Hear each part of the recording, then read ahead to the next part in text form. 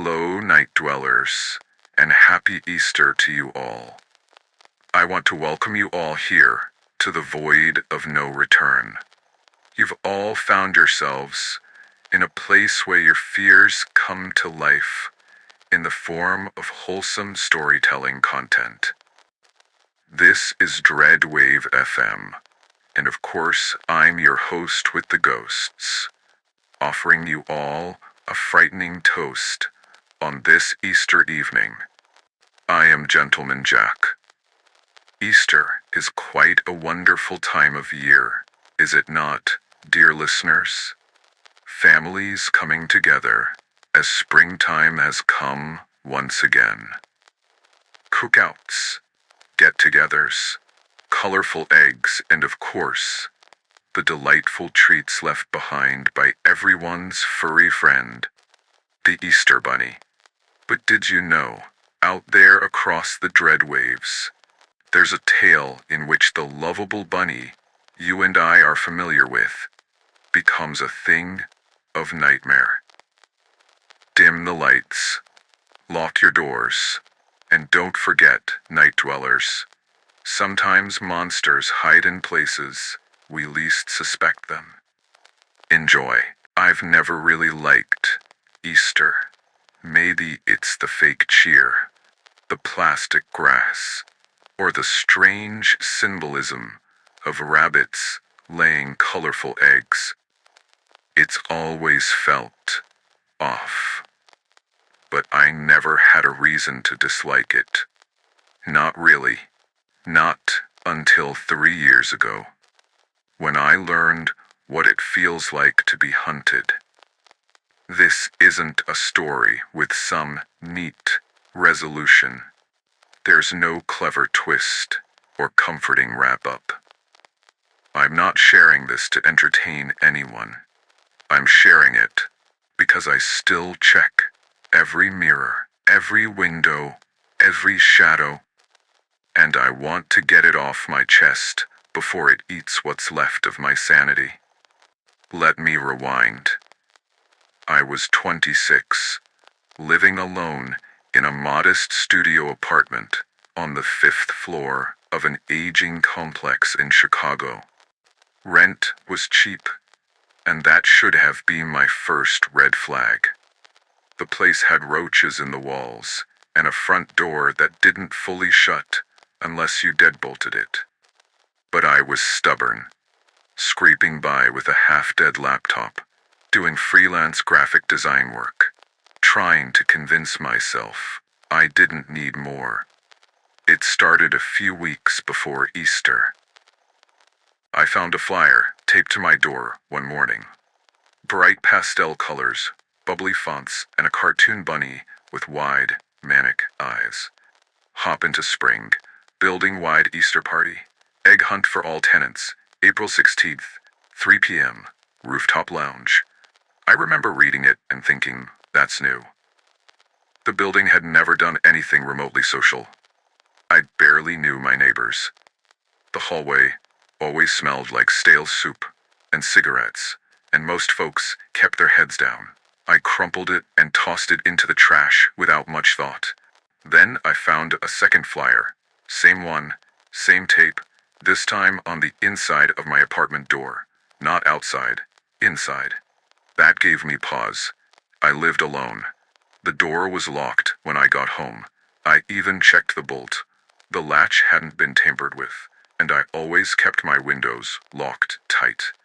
But there it was, plain as day, taped inside the door.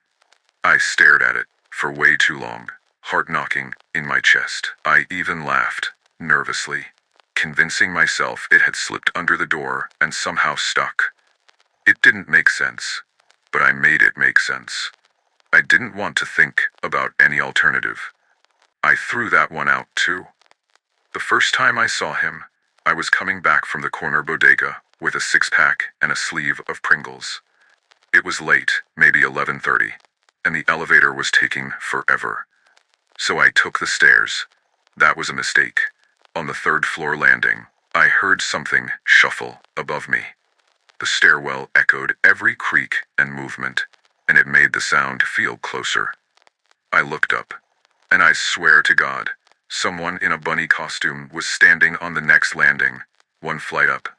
Not a cute cartoon bunny either. This thing was dirty, off-white fur, matted and stained, like it had been pulled from a dumpster. The head was oversized, lopsided, with two long ears, one bent awkwardly at the tip. The eyes were black mesh, with just enough of a gap that I thought I could see real eyes behind them. We both froze.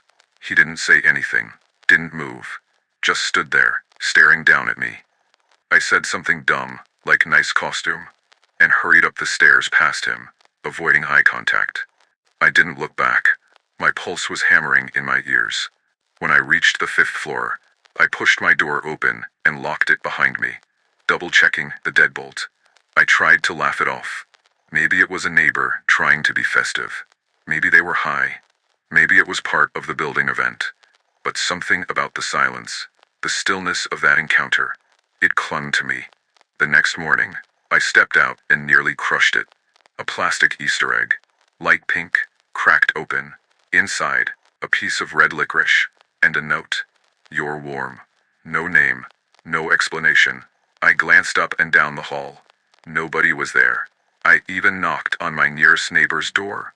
An old man named Lou, but he didn't answer. I slipped the egg into a Ziploc and tossed it in a drawer. By that afternoon, I had half a dozen of them. Different colors. Always the same note. "You're warm." I didn't tell anyone. Not at first. What could I say? Hey, someone in a filthy bunny costume is playing a game of hide and seek with me, and I didn't ask to play. I stayed inside that weekend, curtains drawn, door locked, music playing to drown out the silence. But I swear, more than once, I thought I heard someone try the doorknob. Not jiggling, just that soft, cautious pressure. Testing. I didn't sleep much. I called the landlord. He didn't care. Said the Easter party was a tenant-led initiative, and I should get into the spirit. When I mentioned the bunny costume and the notes, he said, "Well, someone's got holiday cheer." I bought a can of mace and kept it on my nightstand. That Monday, I was working late when I heard it again. Footsteps in the hallway. Not the usual pace of someone walking to their apartment, but slow, deliberate, back and forth. Like pacing. Like waiting. I turned off my light and peeked through the peephole. He was there. Standing outside my door. The bunny. He didn't knock. He didn't say anything. He just stood there. One gloved hand held up, like he was about to knock. And then, after a long moment, he lowered it and walked away. I didn't breathe for what felt like 10 minutes. I considered calling the cops. But what would I even say? There's a man in a bunny costume leaving me Easter eggs and watching my door? They'd laugh me off the line. Or worse, they'd show up, he'd be gone, and I'd be labeled the paranoid loner who wasted department resources.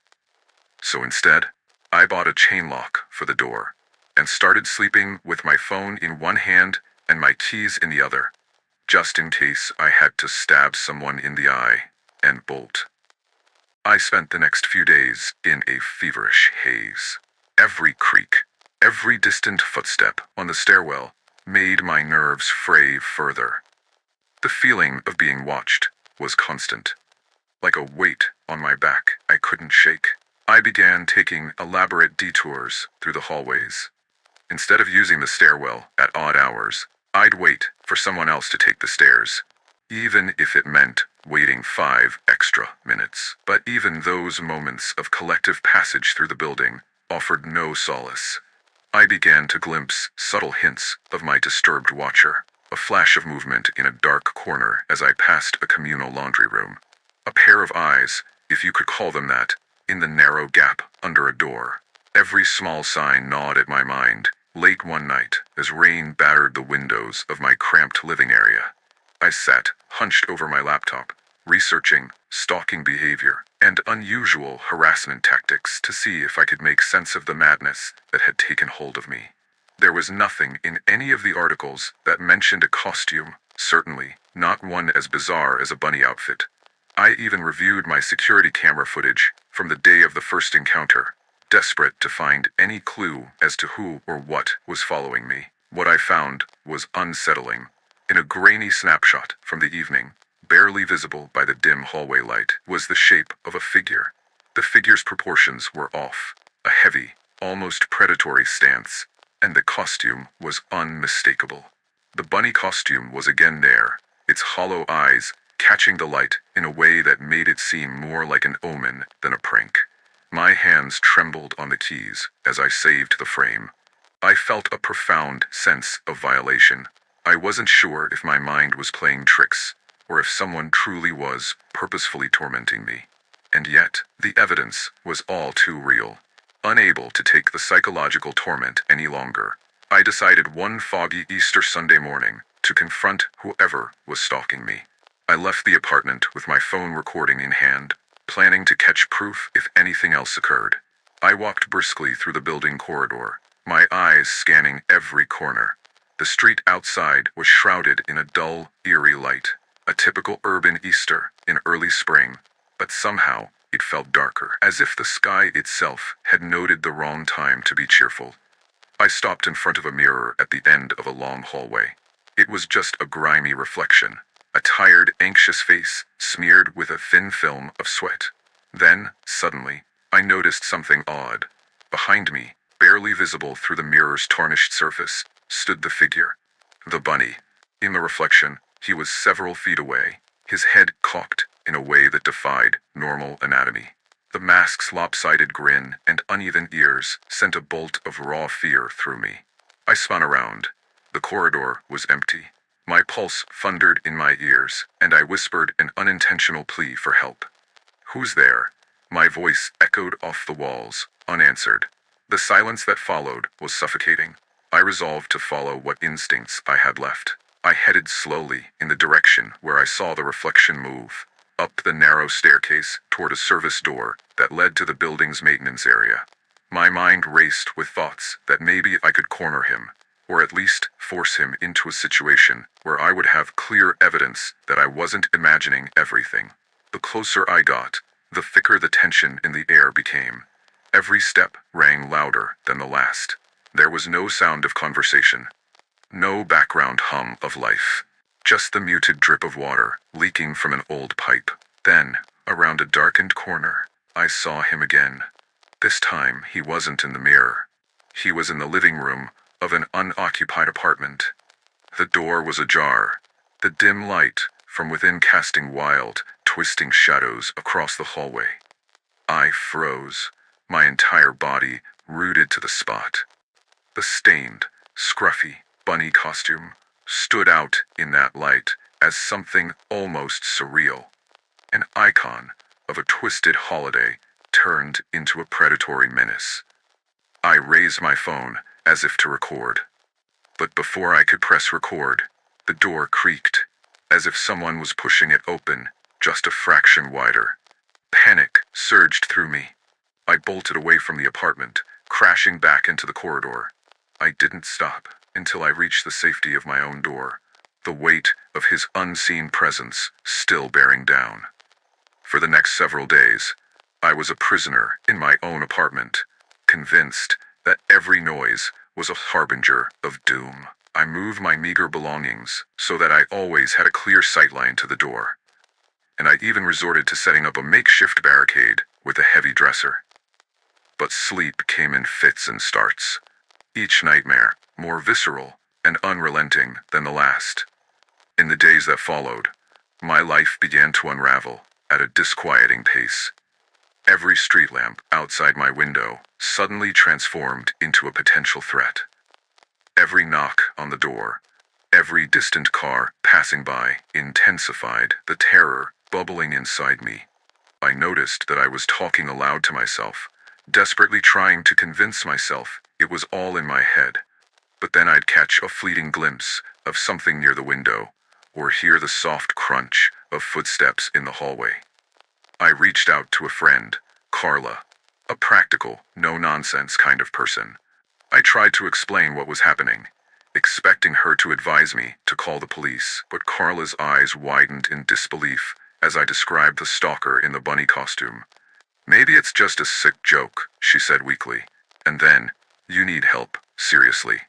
Her concern only deepened my paranoia. I began documenting every encounter in a worn leather journal, the kind that my grandfather had kept. Inside were meticulous notes describing every strange occurrence, accompanied by hastily drawn sketches of a figure in a bunny mask, the proportions warped by my fear. I wasn't sure if these notes were evidence or just a sign of my descending state of mind. The line blurred. It was on an overcast Thursday afternoon, the day after Easter, that I noticed something I hadn't before. A set of small, precise handprints on the inside of my living room window. They were in a strange, almost childlike pattern, but smeared with dirt and what I feared could be blood. I pressed my hand against the cold glass, half expecting to feel something on the other side. When I pulled back, my skin crawled at the thought that someone had deliberately placed them there. That night, the battery of my phone died inexplicably. I was left with no way to document my mounting terror. With trembling hands, I replaced the charger, but the shutdown felt symbolic. A final disconnect from the digital witness I'd come to rely on. Every shadow now in my apartment was a possible intruder. Every creak was not the building settling, but a deliberate intrusion. Sleep became a rare commodity, and in the silence of those long nights, I heard my own fear breathing in the darkness. And sometimes, just as the moonlight cut through the dingy window blinds, I'd catch a glimpse of that nightmarish bunny out of the corner of my eye, a specter that made me wonder if I was losing my grip on reality. The relentless torment reached its climax on a rainy, wind-whipped evening, as I sat motionless in my favorite chair, the journal open on my lap. I was alone, in that moment, with nothing but the erratic drip of water from a broken tap and the steady beating of my heart. The shadows danced on the walls as the building creaked around me, a dark symphony that heralded more than just old pipes failing. Then the knock came. Slow, deliberate. I didn't move at first. I listened, heart pounding as though I'd been struck. The knock repeated, 3 distinct, echoing raps that resonated through the hollow quiet of my apartment. I crept to the door, every instinct urging me to hide, but I had reached the point where standing up and facing my fear seemed the only option. I glanced through the peephole. For a moment, there was nothing but the dark corridor. Then, the peephole's frame trembled, as if someone was leaning in close. A slight, barely perceptible movement. And then, nothing. I unlatched the door, opened it a crack, and almost immediately, it hit me. The smell of damp fur, of decaying fabric. In that split second, I saw him. The bunny stood mere inches from the door, a grotesque mockery of the Easter cheer. His head was tilted unnaturally, and he held something in one gloved hand. I couldn't see what it was in the dim light, but judging by the shape, elongated, metallic, it made my stomach drop. It was a long, thin nail, clutched as if it were a wand of menace. His eyes, dark and impenetrable behind the mesh, fixed on me with an intensity that froze the blood in my veins. I slammed the door shut and stumbled back, my breath ragged. This was no prank. This was pure, unadulterated terror. I heard heavy, deliberate footsteps inside my hallway now, pacing slowly back and forth. The sound was not mechanical. It was oddly human, measured, and cold in its intent. I retreated further into my apartment, seeking any kind of barricade that could slow the inevitable intrusion. Every rational thought screamed to call 911, yet a paralyzing dread prevented me from reaching for my phone. For what felt like an eternity, I sat in that stifling dark room, listening to the muffled thuds of heavy steps passing by my apartment door. I could almost hear the sound of a slow, malicious chuckle echoing through the corridor, a sound that seemed to mock my silent panic. I don't remember how long I stayed locked inside that night. It could have been hours, or it might have been mere minutes, in a state of disassociated terror. Eventually, the noises receded to a distant murmur, and I dared to move. Cautiously, I edged to the hallway, where I found evidence of a violent struggle. The door's lock had been forced open, the deadbolt shattered like fragile glass. The hallway was dark, illuminated only by the flickering light from a battered fluorescent fixture. I stepped forward, every inch aware of the danger that lurked in every shadow. My body was numb, but my mind roared with the need to understand, to see if this figure would appear again. In the corner of the corridor, barely visible under the broken light, was a small bag. I approached it gingerly. Inside, I found scraps of paper, torn photographs of my building's residents. Some I recognized, others not, and a meticulously folded letter written in a spidery hand. As I unfolded the paper with shaking fingers, I read its contents. You've been fun to watch. Every move, every fear, is entertainment to me. I see your world in shards, painted in the colors of a broken tradition. Easter is reborn in horror this year. Wait for the next egg. You will know it's only the beginning. I sank to the cold floor, the paper clutched in my hand, as a bone-deep chill spread throughout my body. My mind raced with dark possibilities. Who was doing this? And what twisted desire drove them to mask themselves in the iconography of innocence? I no longer cared about explanations. I only cared about survival. There was nothing left for me but to prepare for the next encounter. I barricaded my room again, checked every possible entry point, and sat vigil with the dull throb of dread. Every creak of the building, every distant bump of footsteps, was a fresh bout of panic. As dawn broke on Easter morning, the urban landscape outside my window looked deceptively normal. Rain-washed streets, early commuters on their way to work, and a city too busy to notice the horrors brewing behind closed doors. But for me, the day held no promise of hope or celebration. The relentless nightmare had reached a turning point. I was no longer a victim. I had to confront this malevolence head-on. The day was gray, overcast, with a chilly wind that carried whispers of urban decay. I ventured out in broad daylight, the decision more born of desperation than courage. I needed to understand if there were others being preyed upon by this disturbed soul in a bunny costume. I tried asking discreetly in the lobby, talking to neighbors I'd only ever seen as mere silhouettes in passing. Most of them brushed off my concerns with vague smiles and nods. They were either afraid to speak out, or perhaps they were already complicit in a shared silence. I decided to head to the building's small rooftop garden, a communal space where tenants occasionally gathered.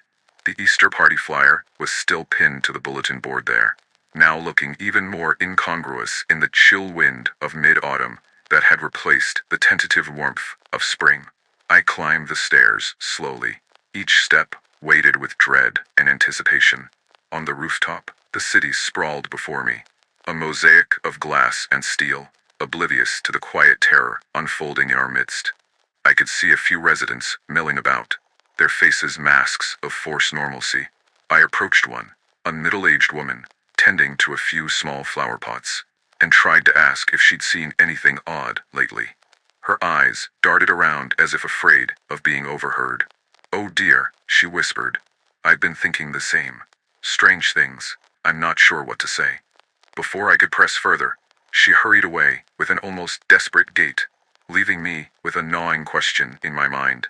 Was I alone in this dark urban conspiracy, or was I part of a network of silent witnesses, too terrified to act?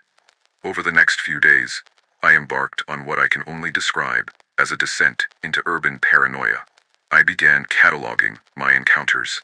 The slight scuff marks on the wall outside my door, the same red licorice eggs with their cryptic note reappearing at random intervals, and the unnerving sensation of cold eyes tracking my every move when I stepped out onto the streets. I even managed to record a few short snippets of what I suspected were hushed, nearly inaudible conversations in the corridors, whispers between unseen conspirators that ceased when I drew near. I took to wandering the streets at night, trying to find clues in the intersections of dark alleyways and deserted urban parks. Everywhere I went, I felt like the city itself was conspiring against me. The once comforting urban din now became an orchestration of dread. Sirens in the distance, echoing footsteps, and the distant murmur of voices that could be either the wind or something far more sinister. In the weeks that followed, my life had been consumed by the need to outsmart this hidden tormentor. I rigged my apartment with additional locks and even bought a cheap, battered camera to set up in the living room, hoping to catch a glimpse of the bunny or any sign of someone meddling in my life. The camera's red blinking light was a small comfort, a vigilant eye in the constant darkness of my mind. One rainy evening, when the atmosphere had reached the point of unbearable tension, I decided to review the footage from my makeshift security system. I sat in front of a smudged screen, rewinding the hours in an effort to catch anything unusual. For an agonizing long stretch, nothing happened, only the monotonous silence of my empty room. But then, at precisely 2:17 a.m., the recording flickered. In that brief, grainy moment, the screen revealed the unmistakable silhouette of the bunny standing in the center of the room. Frozen in time, he stared directly at the lens. For one long, harrowing moment, our eyes seemed to meet. The blank stare of the mask against the cold, unfeeling glow of the camera. I tried to magnify the image, to capture every detail, but it dissolved into static as soon as I paused. I saved the clip on a thumb drive and backed it up on my computer, with trembling hands. This was proof, if such a term could be applied to the surreal terror that had hijacked my life. That clip, however, was not the end of my ordeal. It was a prelude. The following weeks were a blur of sleepless nights, frenzied investigations, and a growing dread that spilled over into every corner of my existence. I began noticing that, even when I was outside, the bunny seemed to linger in the periphery of my vision. I'd catch a glimpse of the bulky shape across the busy sidewalk, or feel a prickling on the back of my neck as I passed a reflective window in a high-rise building. The relentless stalking had become an obsession. I reached out through online forums, desperate for any explanation. One thread on a shadowy corner of the internet, one dedicated to true encounters that let's not meet, detailed a similar story. The words mirrored my own terror, narrating the disquieting presence of someone in a bunny costume, stalking victims during holiday celebrations. The anonymous poster claimed the figure was never caught, never fully understood, a specter of urban decay, a manifestation of modern malaise. Reading the post sent chills down my spine, but it also forged a bitter connection. I was not alone. I compiled my research, my journal entries, and the scattered evidence, forming a map of incidents that spanned blocks and even touched adjacent neighborhoods. The pattern was disturbingly clear. Whoever, or whatever, was behind these acts was taking deliberate, calculated steps, as if orchestrating a grim performance for an unwilling audience. And I, unwilling though I was, had become the main character in this twisted play. It was on another dismal evening, nearly 3 weeks after that fateful dawn, that everything came to a head. I had set up a temporary base in my apartment, a sparse command post of monitors, notepads, and meticulously annotated maps of the building and the surrounding block. Every time I left, I took a portable recorder, determined that if I had to confront this terror, I'd document every chilling moment. I took a circuitous route out into the night. The city was unusually quiet, as if bracing for something unknown. On a narrow side street, lit by a single flickering lamppost, I noticed a figure in the distance, moving slowly and methodically. My heart hammered as I recognized the shape. There was no doubt in my mind. The bunny was stalking me yet again. I trailed him at a safe distance, my every nerve on fire. The figure darted into a building with a tattered sign reading Community Center. I hesitated only a moment before following. Inside, the dim light of emergency lamps revealed a maze of empty corridors and disused rooms. I moved carefully, recording with my phone, determined to capture any evidence of this deranged individual. Then, I heard it. A soft, almost imperceptible giggle, a sound so out of place in that desolate building that it sent shudders through me. I followed the sound down a long hallway until I came to a door slightly ajar.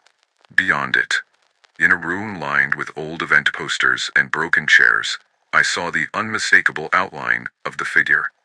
He was crouched in the corner, contorting slowly, as if in a disturbing ritual. The bunny mask sat perfectly in place, but as I watched him, I realized that it was not a person simply wearing a costume. It was as though the mask were a facade for something more, a dark intent realized through deliberate, calculated movements. My breath caught. I fumbled with my phone, trying to record the scene, but a sudden noise snapped my head around. Footsteps echoed behind me. I spun to see a man in a worn leather jacket approaching steadily, his eyes shadowed, his features partially hidden. He whispered, "You shouldn't be here." In that moment of distraction, the bunny bolted out of the room and vanished down a side corridor. Adrenaline surged. I backed away, unsure which threat was more perilous, the relentless stalker, or this new, enigmatic presence. I demanded, "Who are you? What do you want?" But the man only shook his head, his voice dropping to a hiss. "He wants to see you scared. He wants to know that you feel every bit of this terror, until there's nothing left but fear." Before I could react, the man turned and melted into the darkness, leaving me alone in the echoing silence of the community center. In that moment, everything became painfully clear. I was a pawn in a larger Defoe, unspeakable game. A game in which fear was the currency, and my life had already been cashed in. I returned to my apartment that night feeling utterly raw. I locked every door and window, yet the sensation of being hunted never left me. In the ensuing months, the harassment continued sporadically. A red egg tucked under the door here. A fleeting glimpse of the eerie costume in a train station there. But the intensity of that final confrontation in the community center left me changed forever. I eventually moved out of the building, unable to bear the constant dread. I tried to rebuild my life, though every new place carried echoes of that chilling presence. I never did learn the full motive behind the stalking. Some say it was merely the desecration of a holiday spirit turned personal. Others whisper that it was a twisted form of art, the relentless creation of terror in those least expecting it. I don't claim to have all the answers. All I know is that the Halloween masquerade had found its way into my Easter, and nothing would ever be the same again. My story is my cautionary tale, a ragged record of how an ordinary celebration became the stage for extraordinary horror. If any of you ever find yourself alone on a rainy street, or hear the insidious patter of footsteps at night, remember, fear is contagious, and the real monsters may hide behind the guise of something as innocent as an Easter bunny. Hopefully, we never meet again.